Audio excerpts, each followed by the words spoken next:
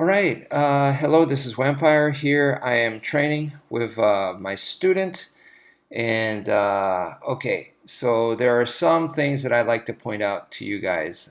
First off, let me start with something real simple. Uh, the twirling of the stick, like right there, I just twirled the stick, right? If you saw that I used that twirl right there, I'm using the twirl for momentum, okay? Like right there as well. I did it really fast. Using the twirl for actual momentum and not for show.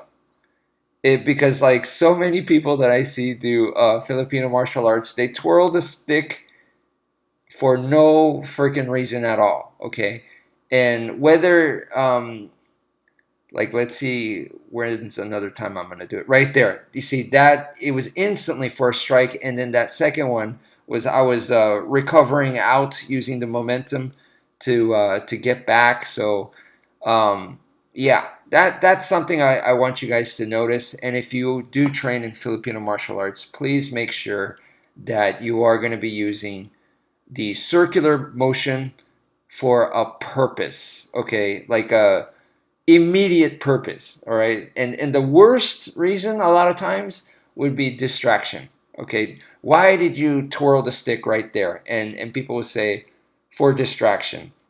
No, do it for momentum. Okay, do it for momentum. Do it to recover angles. You know, um, yeah. Don't do it for to say this. If you look at my movements right here, I am not trying to distract my training partner at all. Okay, the um, the motions in themselves are plenty deceptive. Okay, like just now, I earlier did a fan motion. He did not expect that angle, so that's from a thrust into a slash. It's plenty deceptive, and the closer you get, it's going to get even harder because less reaction time for my training partner. So, um, people have said like, okay, you do like in Filipino martial arts, we do a lot of pattern training. Yes, but if you watch here, I'm not locked into any pattern. I am free flowing. Okay, so you're going to see various whether I'm combining patterns together or I'm uh, breaking off from a pattern. Yes, I use a pattern as a base because that's how we train. Like I said, we train with patterns in order to learn how to not be in a pattern. So please understand that the deception part it's built into the system. So I'm not actively thinking, how can I be deceptive? The one thing I'm doing here, I hope you guys can see, is that I change levels. Okay, footwork is really difficult to do here in a sense because we are in a confined space. So the only footwork that I really want you guys to notice at this point here is that I am trying to keep a pretty decently wide stance. Okay, if you look at like right there, that was my base got wider. Okay, um, trying to keep that as much as possible because you want a good base to launch solid attacks or even to defend. You want a solid base for that. There had to move, but then coming right back into a more wider stance. All right, and once again, changing of you see the changing of levels. That was a low shot there, and then back to like high, and then medium. So there's high, middle, and low. So changing those kinds of levels is another important thing because the low line shots are brutal and brutally effective. When you're doing this kind of trick, of course, I'm not trying to hurt him. We're not trying to kill each other.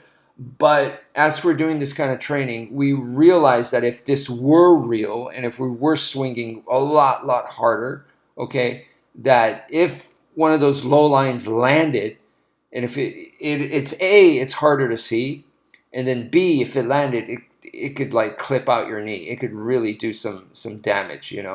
Um, so you just have to kind of imagine that as you go, and be humble about it. So now let me talk about my student here. So as we're training, he's using a lot of force to force block, where he's grabbing the stick with both hands. Okay, you can see he doesn't limit himself to just that, but a lot of it is that. And why? Well, the way that I'm attacking him, he doesn't know what the heck's coming. In fact, I don't even know how I'm gonna attack necessarily. I'm just feeding him random stuff. Okay, that is a lot of pressure. And under pressure, when you have, even though he knows I'm not gonna hurt him and stuff, but the way that I'm attacking him, he doesn't know what's up. It forces you to feel adrenaline, stress, pressure, all those kinds of things. And when that happens, you have to stay focused, and you're going to tend to go to what works. You're going to tend to go to what's simple and what you can handle. Because all the stuff that I'm doing, like you saw, I did some momentum stuff and circular motions with heaven six type movements, coming high, low, middle, and the stabs put in and all that kind of stuff, thrusts, right? It's information overload. Okay. Once again, it can be very, very intimidating. So when that happens, you're gonna go to good old school reliable, and that is the force to force block, which I've said to you guys, the diamond defense. And you see he's going back to it a lot. Is it the best defense? No, it's not.